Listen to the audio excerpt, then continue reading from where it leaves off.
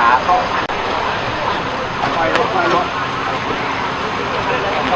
นะครับปล่อยลงไม่ต้องรีบ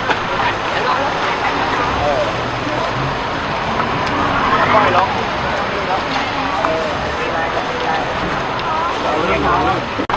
ปีนสบายปีนได้อย่างนี้ปีนไม่ได้เลยกระเป๋าน้ำน้ำอ่ะได้ไอ้รถเก๋งจอดอยู่ได้นะให้รถไม่เปล่าได้ฝั่งนู้นอ่ะเดี๋ยวจะเปิด2 เลนนู้นหมดแล้วได้ปิดให้เข้าเบี่ยงให้หมดไงเดี๋ยวเราฝึกท่านี้เดี๋ยวให้เปิด2 เลนไงครับผม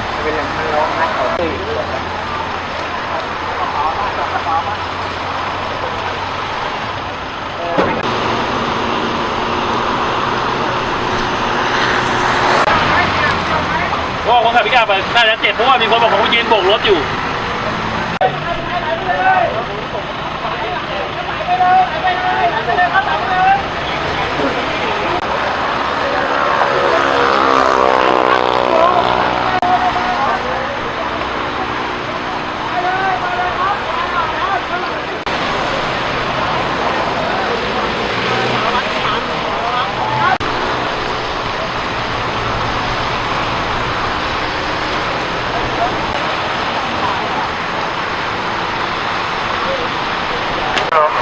ยาวไปเลยครับยาวไปเลยครับผู้ชายวัยรุ่นตอนแรกเรานั่งอยู่บนรถนี่เห็นเลยไหมว่ามันชนกันอยู่ฮะชนกันอยู่ครับ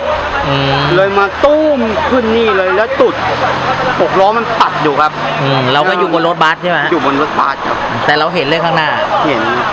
เขาพยายามหลบในรถบัสก็เขาไม่เห็นไงมันมืดด้วยฮะมืดด้วยเลยตุ้มเนี่ยมาถึงนี่เลยเนี่ยไฟยังคาอยู่จะไปไหนนะฮะเขาไปโรงพยาบาลเลยมาบอกรถเลยไหลไปเลยครับไหลไปเลยเจ็บน็อตเนี่ย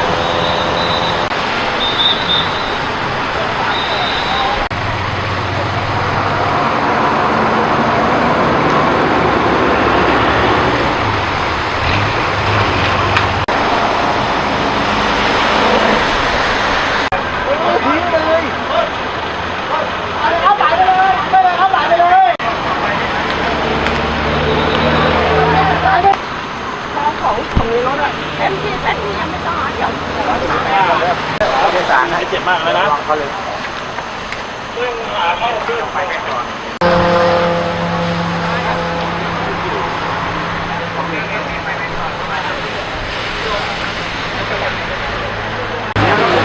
ดีได้ไม่เป็นไรมาก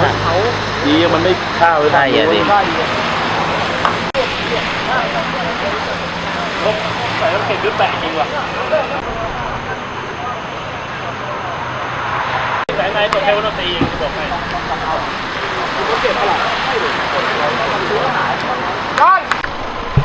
พี่คนขับ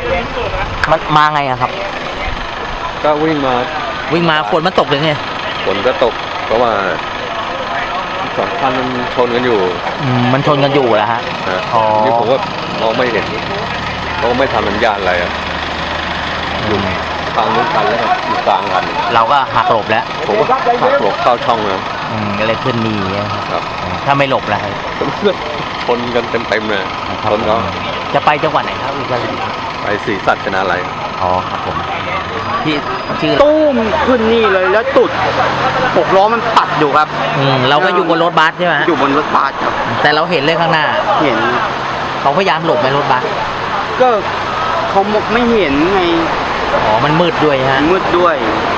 เลยตุ้มเนี่ยมาถึงนี่เลยเนี่ยไฟยังคาอยู่ดีครับกระเป๋าดีไหมครับไงครับกระเป๋าอะไรไม่รู้ครับกระเป๋าลูกกระเป๋าของเราเดี๋ยวรถเขามาถ่ายให้